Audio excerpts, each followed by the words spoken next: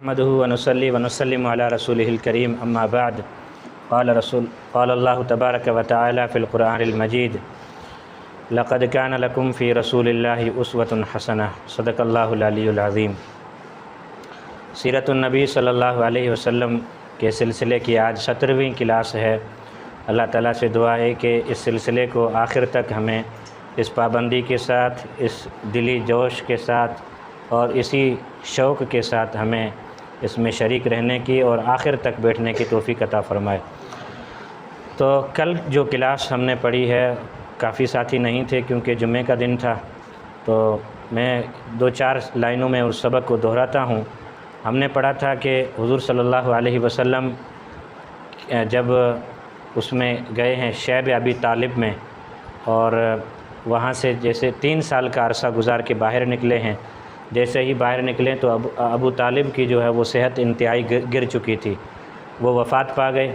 ابو طالب کے بعد ٹھیک 3 دن کے بعد یا 2 مہینے کے بعد حضور صلی اللہ علیہ وسلم کی با وفا با حیا زوجہ مطہرہ بی بی ختیجہ رضی اللہ تعالیٰ عنہا کی بھی وفات ہو گئی۔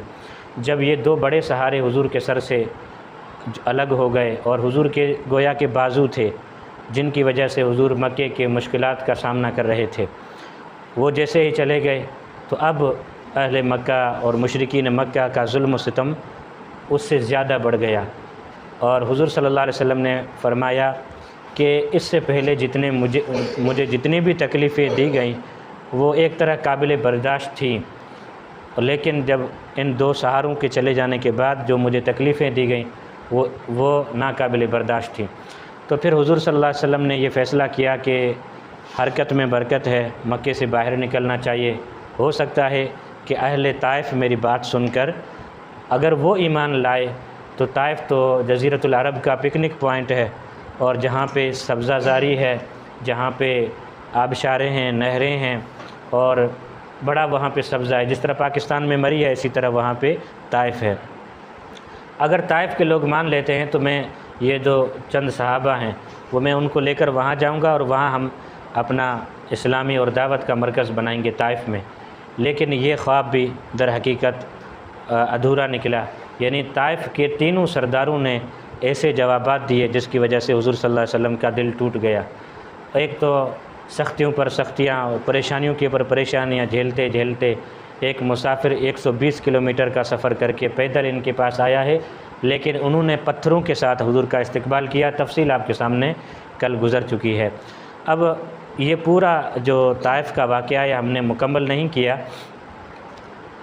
صرف وہاں تک پہنچے ہیں حضور صلی اللہ علیہ وسلم جب عتبہ اور شیبہ کے باغ میں حضور صلی اللہ علیہ وسلم داخل ہوئے ہیں، اور عتبہ اور شیبہ نے اپنا غلام عداس کہ حضور صلی اللہ علیہ وسلم کی طرف بھیجا ہے، اور حضور صلی اللہ علیہ وسلم نے ان کو دین اسلام کی دعوت دی اور پھر وہ مسلمان ہو گئے۔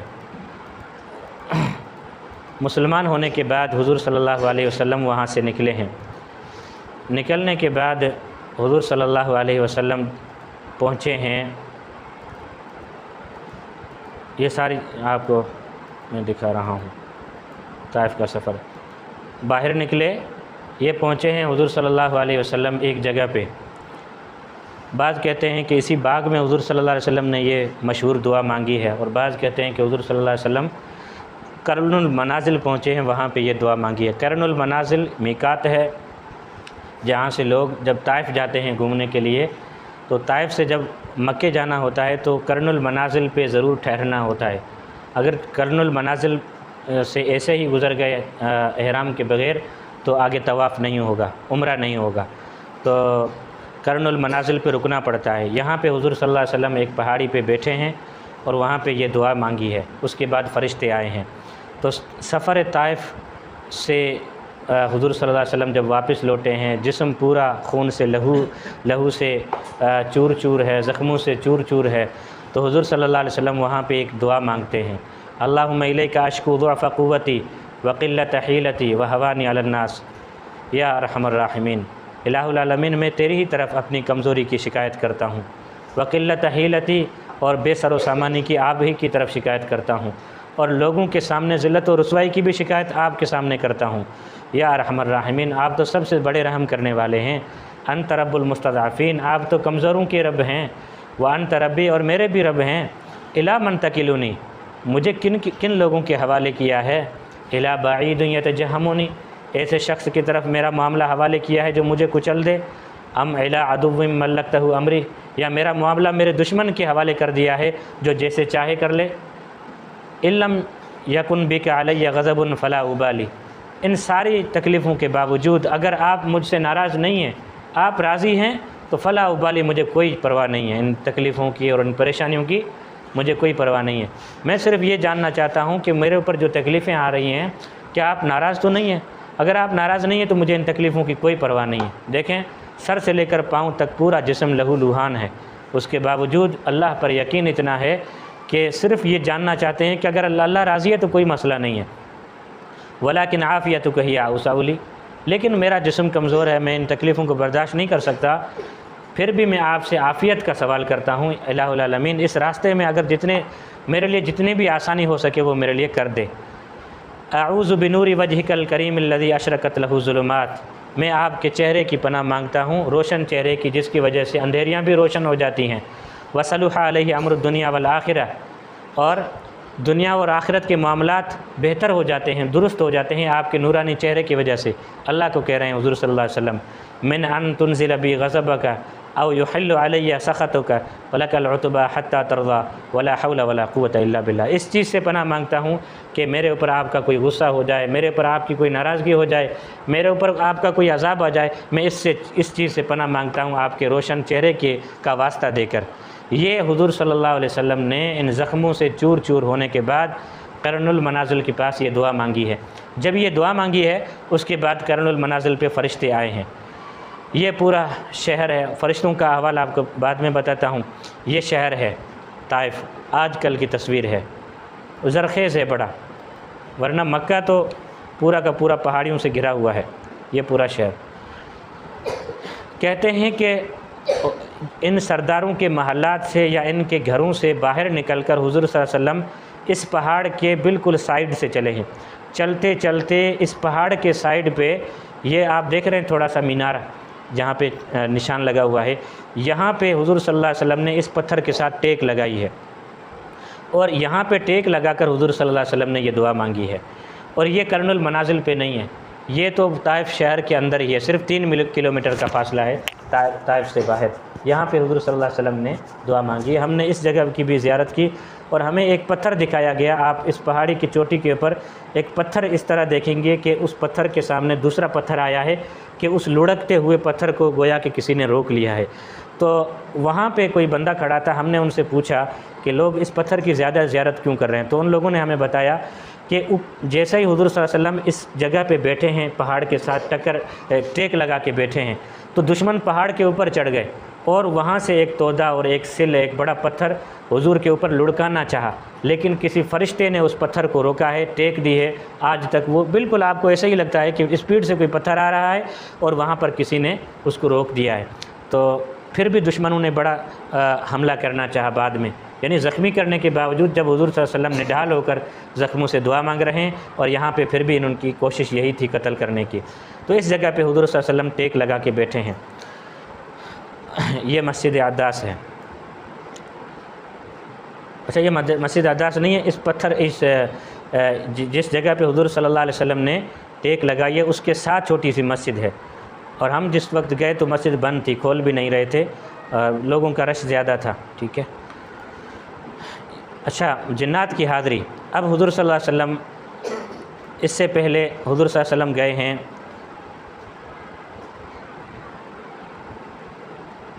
یہاں سے، حضور صلی اللہ علیہ وسلم نکلے ہیں، کہاں پہ پہنچے ہیں؟ قرن المنازل کے پاس۔ قرن المنازل کے پاس پہنچ کر حضور صلی اللہ علیہ وسلم نے وہاں پہ بیٹھے ہیں تو فرشتے آئے، حضرت جبرائیل امین علیہ السلام، حضرت میکائیل علیہ السلام، اور اس کے ساتھ کچھ فرشتوں کا وفد تھا۔ حضرت جبرائیل آئے اور انہوں نے حضور صلی اللہ علیہ وسلم کو فرمایا کہ یا رسول اللہ، آپ نے جو دعائیں کی ہیں یا آپ کے ساتھ جو سلوک کیا گیا ہے وہ اللہ تعالیٰ دیکھ رہا تھا، اور اللہ تعالیٰ کو خوب علم ہے کہ آپ کے ساتھ کیا ہوا۔ اب اللہ تعالیٰ نے یہ فرشتے بھیجے ہیں، اور آپ اگر چاہیں تو جس فرشتے کو جس طرح کا عذاب دینے کا حکم کریں گے وہ فرشتہ اسی طرح کا عذاب ان اہل طائف کو عذاب دے گا۔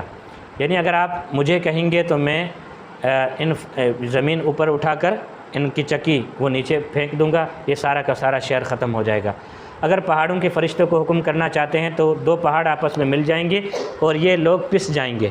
اگر آپ حکم کریں گے، یہ میکائیل بھی کھڑا ہے، آسمان سے اتنی بارش برسائے گا کہ یہ سارے لوگ ڈوب جائیں گے اور پانی ہی پانی ہو جائے گا اس پوری وادی کے اندر، جو بھی آپ حکم کرنا چاہیں۔ وہاں پر حضور صلی اللہ علیہ وسلم نے دیکھیں زخموں سے چور ہونے کے بعد، دیکھیں بندے کو جب زخم تازے ہوتے ہیں نا تو انتقام کا جذبہ تازہ ہوتا ہے، فی الحال کوئی ہوش بھی نہیں ہوتا اور کہتا ہے کہ میرا دشمن مجھے موقع دے، میں اسی وقت میرے دشمن کو کچل دوں اور مار دوں۔ جب اتنی بڑی آفر آ رہی ہے، ان دشمنوں کے خلاف حضور صلی اللہ علیہ وسلم نے کچھ بھی نہیں کہا ان فرشتوں کو، جن دشمنوں نے حضور صلی اللہ علیہ وسلم کے ساتھ بڑا برا سلوک کیا تھا۔ تو حضور صلی اللہ علیہ وسلم نے فرمایا کہ میں عذاب والا نبی بنا کر نہیں بھیجا گیا ہوں، میں تو رحمت للعالمین بنا کر بھیجا گیا ہوں، اور مجھے امید ہے کہ اگر ان لوگوں نے میرے اوپر ایمان نہیں لایا تو کوئی مسئلہ نہیں ہے، مجھے امید ہے کہ ان کے خون میں سے کوئی بندہ آئے گا جو میرے اس دین کو قبول کرے گا اور آگے پھیلائے گا۔ یہ ہوتا ہے یقین اللہ پر کہ آج نہیں تو کل زمانہ بہتر آئے گا۔ یہ نہیں مانتے، ان کی اولاد مانے گی۔ تو واقعی ایسا ہوا، ان کی اولاد میں جنہوں نے پتھر مارے تھے حضور صلی اللہ علیہ وسلم کو، انہی کی اولاد سے محمد ابن قاسم پیدا ہوئے ہیں، جنہوں نے اسلام کا پھریرا یہاں تک لہرایا ہے، ملتان تک اسلام پہنچایا ہے محمد ابن قاسم نے، اور پوری سندھ کو فتح کر کے اسلام کا جو ہے پرچہ اور علم بلند کیا ہے۔ تو یہ حضور صلی اللہ علیہ وسلم کا یقین تھا۔ ان فرشتوں کو ایسے ہی واپس جانا پڑا۔ اس کے بعد حضور صلی اللہ علیہ وسلم آگے چلے ہیں، ایک وادی میں پہنچے ہیں، السیل الکبیر، وادی نخلہ کہتے ہیں۔ وادی نخلہ کے پاس حضور صلی اللہ علیہ وسلم 2-3 دن ٹھہرے ہیں، زخمی تھے بہت زیادہ، اور کہا جاتا ہے کہ حضور صلی اللہ علیہ وسلم اسی خون سے کیے ہوئے وضو کے ساتھ نماز پڑھ رہے ہیں۔ اپنے پورے جسم کا جو خون ہے اتنا ہو گیا تھا کہ حضور صلی اللہ علیہ وسلم کھڑے ہو کر اسی خون سے وضو کر رہے ہیں، اور پورے جسم کا لہو دھونے کے لیے کوئی پانی ہی نہیں ملا، تو اسی خون سے لت پت ہو کر نماز شروع کر دی ہے، اور نماز پڑھا رہے ہیں کس کو؟ حضرت زید رضی اللہ تعالیٰ عنہ کو۔ صرف ساتھی ایک ہی ہے، حضرت زید نماز پڑھا رہے ہیں۔ یہاں پہ 9 یا 7 جن آئے ہیں جو شام کے علاقے سے نکلے ہیں۔ شام کے علاقے سے 9 یا نصیبین علاقہ ہے شام کا، وہاں سے جن نکلے ہیں، اور ان کو یہ خبر پہنچی ہے کہ کوئی کائنات میں نبی پیدا ہوا ہے، ہم اس کا قرآن سننے جائیں۔ یہاں دوسری روایتوں میں آتا ہے کہ یہ ویسے ہی جا رہے تھے، انہوں نے دیکھا کہ حضور صلی اللہ علیہ وسلم یا 2 بندے ہیں کھڑے ہیں اور اس طرح کی تلاوت کر رہے ہیں، یہ حضور صلی اللہ علیہ وسلم کے ساتھ کھڑے ہو گئے اور سامنے بیٹھ کر قرآن مجید سن رہے ہیں۔ تو جنہوں نے قرآن مجید حضور صلی اللہ علیہ وسلم کا جو قرآن مجید سنا ہے، تو واپس جا کر انہوں نے اپنے علاقے میں یہ قرآن سنایا ہے، اور علاقے کے جنوں کو کہا ہے کہ ہم نے ایسا قرآن سنا ہے، اس سے پہلے ہم نے کوئی اس طرح کی تلاوت نہیں سنی کسی بھی شخص سے۔ تو اس کا تذکرہ قرآن مجید میں 2 صورتوں میں آیا ہے، سورۃ الجن میں آیا ہے، قل اوحی الی انہ استمع نفر من الجن فقالوا انا سمعنا قرآنا عجبا، اور دوسرا آیا ہے سورۃ الاحقاف میں، وَإِذْ صَرَفْنَا إِلَيْكَ نَفَرٌ مِّنَ الْجِنِّ يَسْتَمِعُونَ الْقُرْآنَ فَلَمَّا حَضَرُوهُ قَالُوا أَنصِتُوا فَلَمَّا قُضِيَ وَلَّوْا إِلَىٰ قَوْمِهِمْ مُنذِرِينَ۔ انہوں نے اپنے جنات سے کہا کہ ہم نے ایسے شخص سے قرآن مجید سنا ہے، اس سے پہلے ہم نے اس طرح کا میٹھا قرآن اور ہدایت سے بھرپور، رشد و ہدایت سے بھرا ہوا پیغام اور ہدایت کا پیغام ہم نے پہلے کبھی نہیں سنا۔ تو آپ جلدی سے اس قرآن کے اوپر عمل کریں، اس ہدایت کے اوپر ایمان لائیں، اور تاکہ کوئی دیر نہ ہو جائے۔ تو نصیبین کے تمام جو جنات کی وادی تھی وہ سب کی سب مسلمان ہو گئی۔ تو جنات کی حاضری ہوئی ہے وادی نخلہ میں۔ علاقہ جنات کا کون سا علاقہ تھا؟ نصیبین، اور جنات کی تعداد 7 تھی یا 9 تھی۔ یہ عربی کا ایک لفظ ہے، قرآن مجید میں استعمال ہوا ہے، وَإِذْ صَرَفْنَا إِلَيْكَ نَفَرٌ مِّنَ الْجِنِّ، نفر کا لفظ استعمال ہوا ہے۔ نفر کا لفظ 21 عدد کے لیے استعمال ہوتا ہے، 3 کا مصداق بھی ہو سکتا ہے، 5 بھی ہو سکتے ہیں، 7 بھی ہو سکتے ہیں، اور 9 بھی ہو سکتے ہیں، لیکن اکثر سیرت نگاروں کی رائے یہ ہے کہ 7 جنات تھے جنہوں نے حضور صلی اللہ علیہ وسلم کا قرآن سنا۔ تو اللہ تعالیٰ نے یہ پیغام دینا تھا لوگوں کو کہ اگر تم نے اس نبی کی دعوت کو ٹھکرایا ہے تو کوئی مسئلہ نہیں، میرے پاس دوسری بھی مخلوق ہے اس نبی کے اوپر ایمان لانے والی۔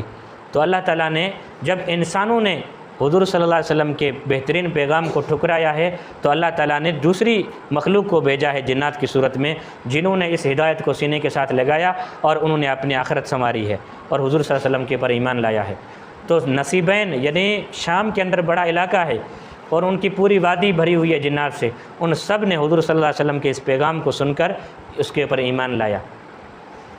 اس کے بعد تو بڑے بڑے واقعات آتے ہیں۔ حضور صلی اللہ علیہ وسلم رات کے وقت جنات کو پڑھانے جاتے تھے۔ یہ سیرت کا الگ ہی باب ہے کہ جس طرح حضور صلی اللہ علیہ وسلم نے انسانوں کی تربیت کی ہے، اسی طرح حضور صلی اللہ علیہ وسلم نے پورا قرآن مجید سکھایا ہے کہ ان کو جنات کو روزانہ رات کو جاتے تھے۔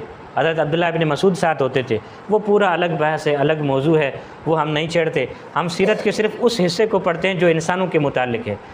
تو یہاں پر ان کا تذکرہ اس لیے آیا کہ اللہ تعالیٰ نے بتانا تھا کہ تم نے انسانوں نے اگر میرے نبی کے پیغام کو جھٹلایا ہے تو کوئی مسئلہ نہیں، میرے پاس دوسری بھی مخلوق ہے جس نے حضور صلی اللہ علیہ وسلم کے پیغام کو سینے سے لگایا ہے۔ یہ نصیبین کا علاقہ اوپر بالکل اوپر لال کلر میں لکھا ہوا ہے نصیبین، ٹھیک ہے۔ اور پھر وہاں سے السیل الکبیر، یہ پورا راستہ کاٹ کے سعودی عرب سے ہو کر نجد میں آئے ہیں، اور نجد میں السیل الکبیر یہ ایک وادی ہے، وادی نخلہ، یہاں پہ پہنچے ہیں۔ دیکھ لیا نصیبین، لمبا سفر ہے، 40-50 دن ہو جائیں گے اس سفر کو، وہاں سے نکلے ہیں۔ جنات کے لیے تو کوئی مسئلہ نہیں ہے، لیکن انسانوں کے سفر کتنا ہو سکتا ہے؟ 40-50 دن اونٹ اور گھوڑے پر، ٹھیک ہے۔ تو 7 جنات تھے۔ یہ نصیبین یہ وادی نخلہ ہے، اس کی تصویر ہے، یہاں پہ حضور صلی اللہ علیہ وسلم آئے۔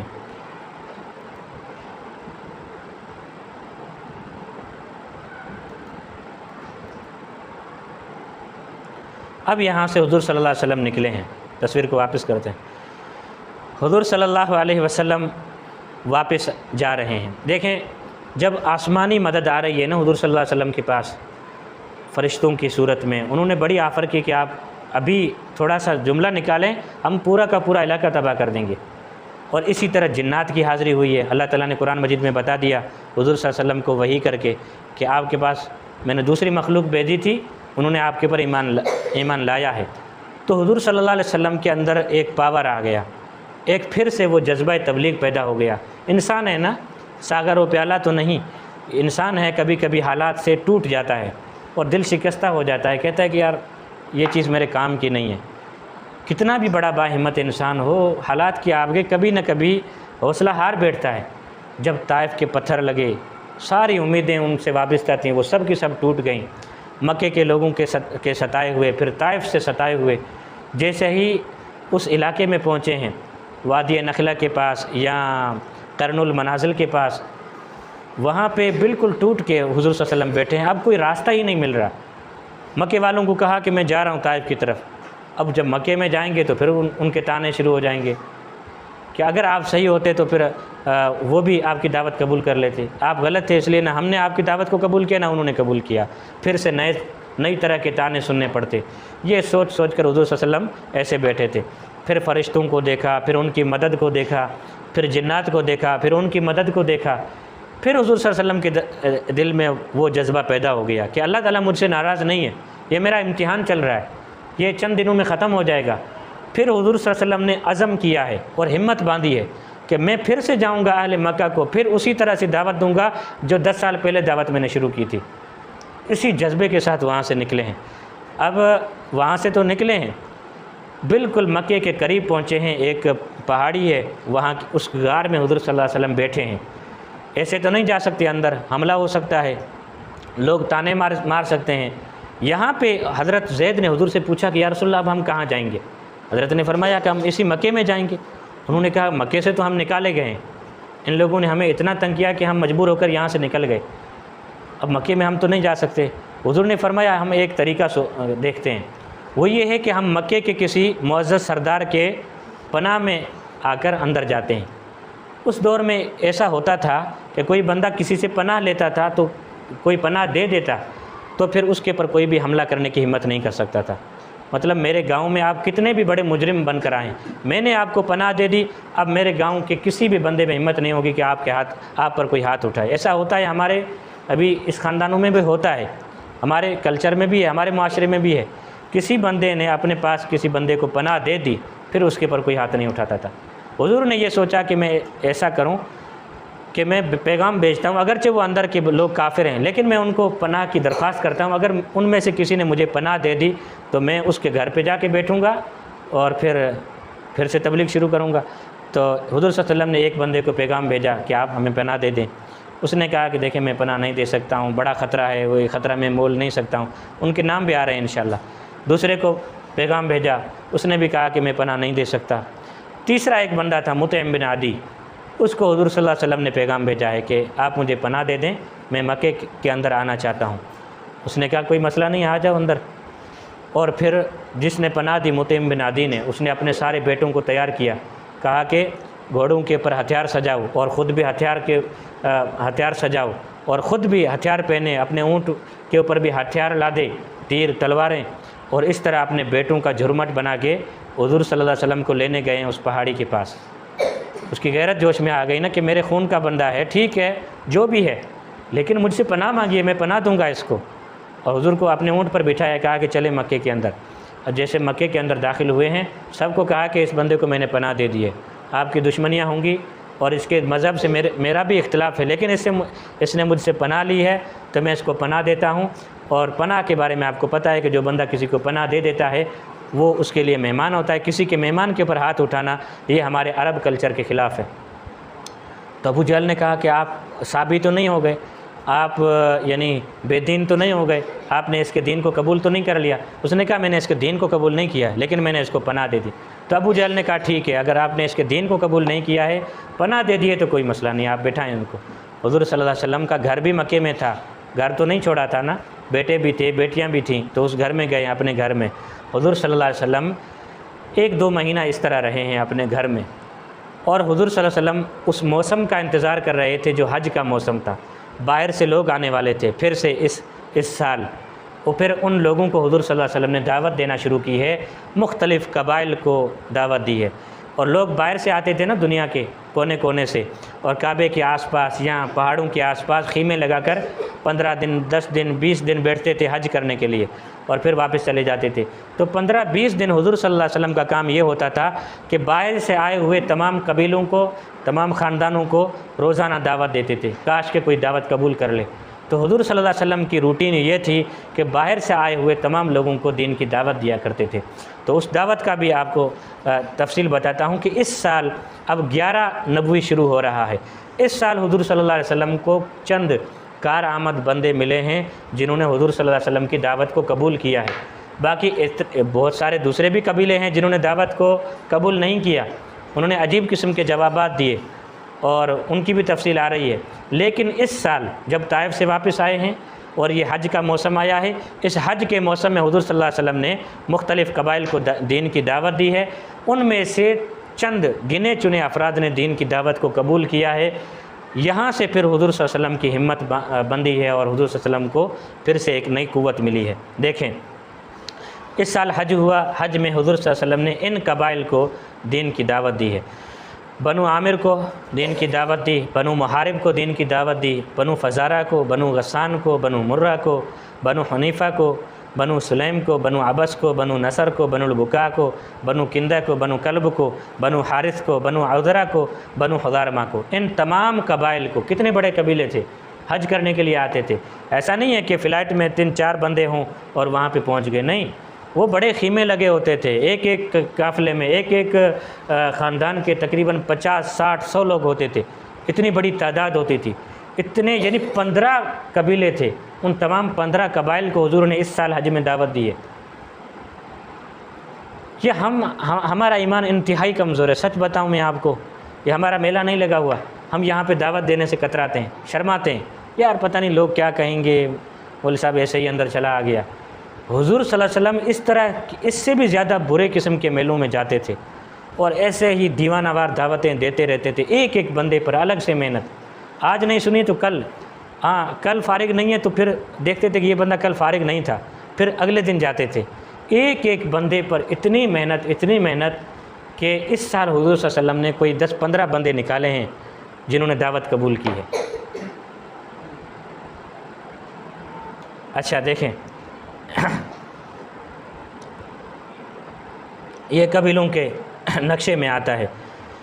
اب یہ تو قبیلوں کے نام تھے پیچھے، یہ نقشے میں ان کے علاقے کہاں کہاں پر تھے، یہ قبیلے جو آئے تھے حج کے لیے، یہ جزیرۃ العرب میں کس کس علاقے میں رہتے تھے؟ یہ مدینہ منورہ کے بہت قریب رہتے تھے۔ دیکھیں یہ مدینہ منورہ کا نقشہ ہے، فزارہ کہاں پر ہے، یہ سارے مدینہ کے اس طرف تھے، شام کے راستے پر تھے، ٹھیک ہے۔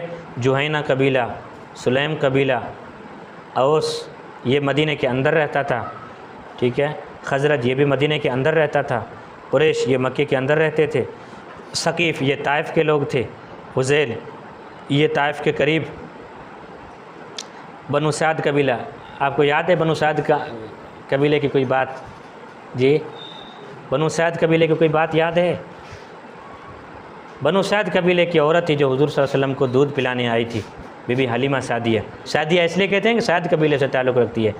تو جو حج کے لیے قبیلے آئے تھے جزیرۃ العرب میں، جزیرۃ العرب کے نقشے میں یہ لوگ وہاں پر رہتے تھے، ٹھیک ہے۔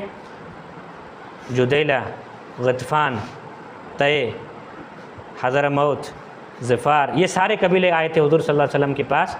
اچھا یہ مکے میں حج کرنے آئے تھے۔ بنو حنیفہ یہ یمامہ کے پاس ہے، یہ یمامہ میں بڑی جنگ لگی تھی حضرت ابوبکر کے دور میں، یہ اس قبیلے سے تعلق رکھتے ہیں، یمامہ کے علاقے سے، بنو حنیفہ، ٹھیک ہے۔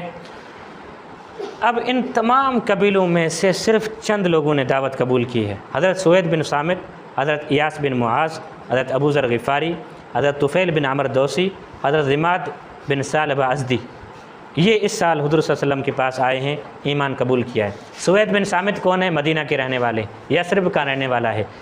ان کے پاس گئے حضور صلی اللہ علیہ وسلم دعوت دیتے تو حضور کو انہوں نے کہا کہ آپ تو پتہ نہیں کس چیز کی دعوت دیتے ہیں، لیکن میرے پاس کچھ اچھی چیزیں میں آپ کو بتاؤں۔ حضور نے فرمایا بتائیں۔ یہ سوید بن صامت بڑے ہوشیار اور رحم دل اور نفیس طبع آدمی تھے اور سنجیدہ مزاج آدمی تھے، حضور کی بات کو سنتے تھے۔ تو اس نے پہلے حضور کو کہا کہ میں آپ کو بات سناتا ہوں، حضور نے فرمایا آپ سنائیں۔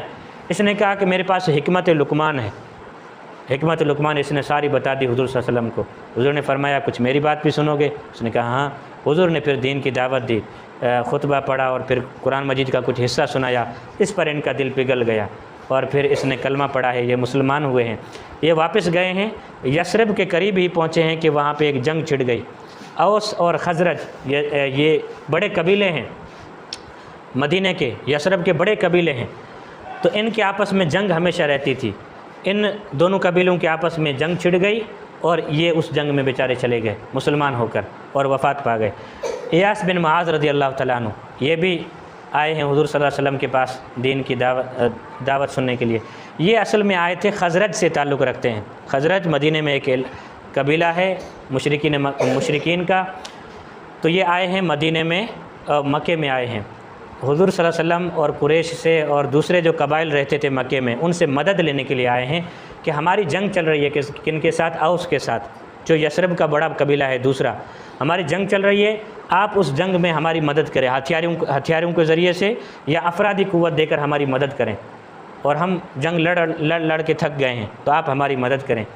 تو ان کا وفد آیا تھا خزرج کا مدینہ سے، تو حضور نے دیکھا کہ خزرج کا ایک وفد آیا ہے مکے میں اور مکے کے سرداروں کے ساتھ ملاقات کر رہا ہے، تو اس ملاقات میں حضور صلی اللہ علیہ وسلم بھی بیٹھ گئے۔ بڑی میٹنگ ہے، بڑا جرگہ بنا ہے، تو اس میں ان لوگوں نے باتیں کی ہیں مشرکین مکہ کے ساتھ کہ بھئی آپ ہمارے ساتھ مدد کریں، ہماری بڑی جنگ چل رہی ہے ہمارے پڑوسیوں کے ساتھ۔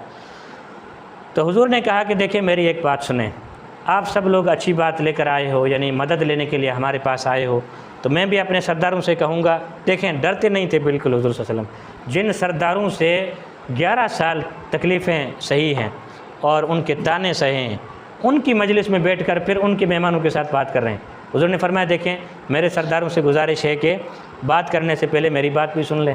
حضور نے پھر کھڑے ہو کر بات بتائی ہے کہ دیکھیں میں اللہ کا رسول ہوں، اللہ کا پیغام لے کر آیا ہوں، یہ بت کسی کام کے نہیں ہے، ایسے ہی دعوت شروع کر دی۔ تو جتنے لوگ آئے تھے یثرب سے مدد لینے کے لیے، ان سب میں سے یہ بندہ کھڑا ہوا ہے، ایاس بن معاذ۔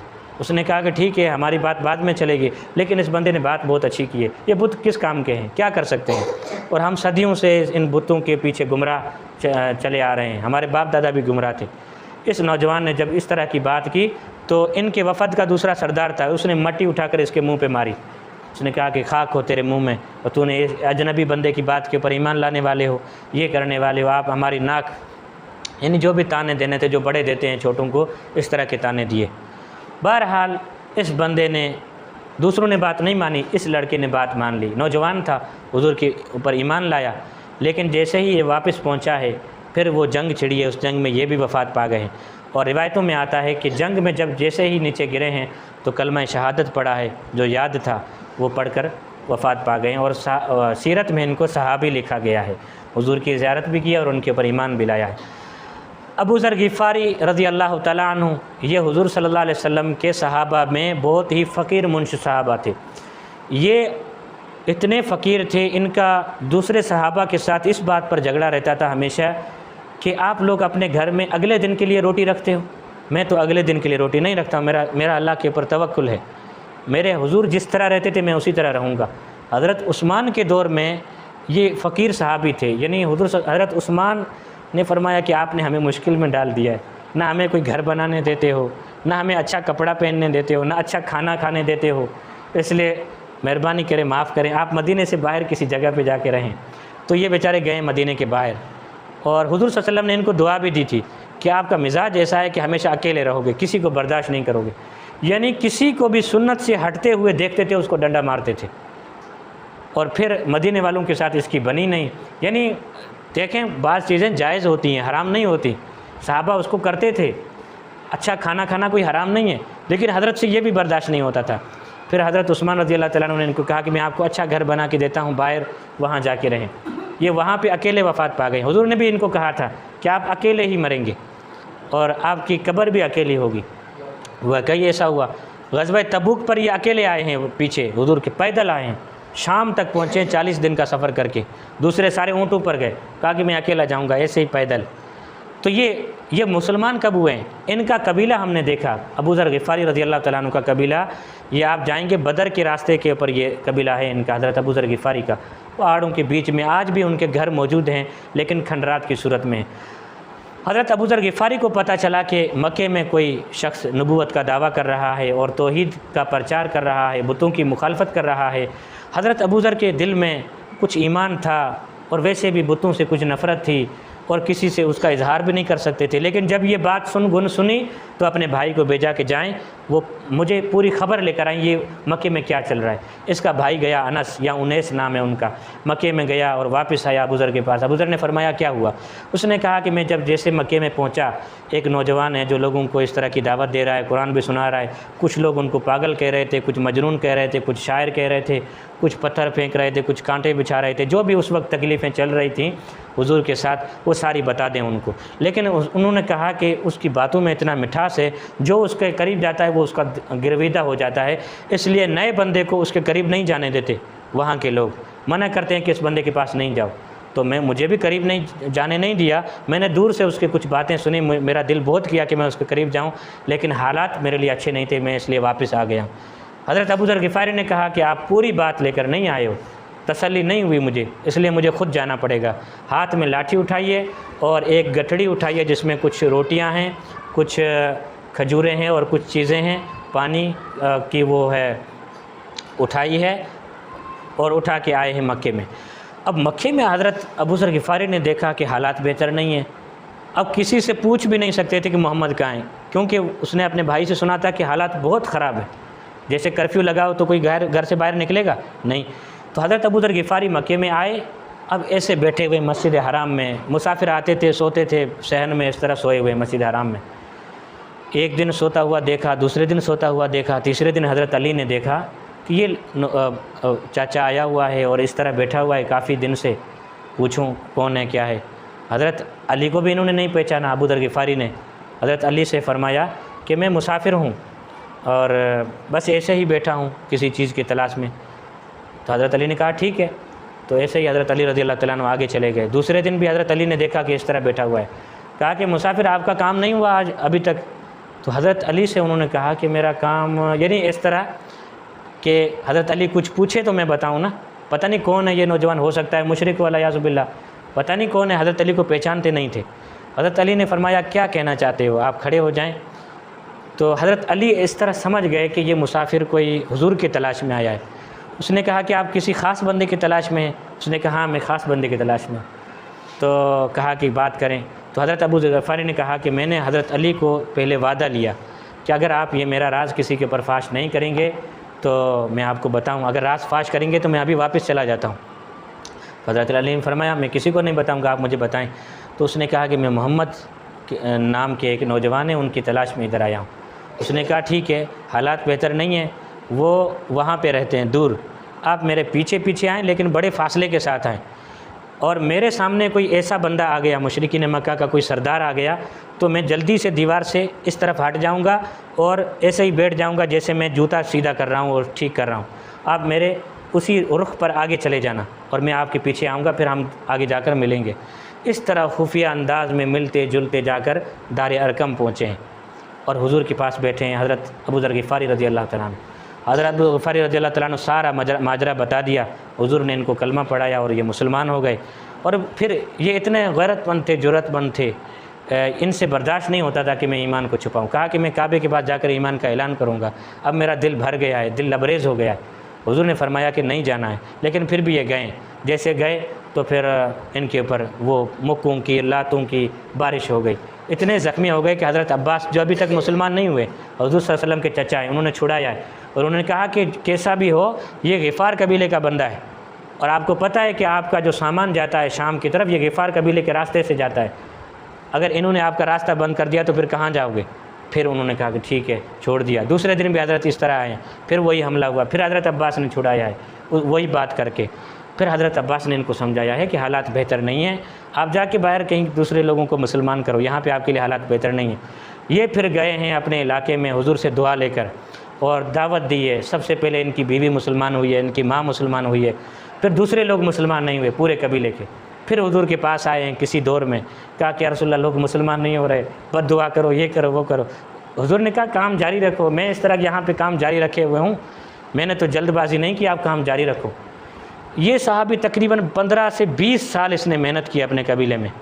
پھر غزوہ خندق لگا ہے مدینے میں، اس وقت اپنے علاقے کے 80 خاندانوں کو مسلمان کر کے حضور کے خدمت میں حاضر ہوئے ہیں۔ یہ حضرت ابو ذر غفاری ہیں رضی اللہ تعالیٰ عنہ۔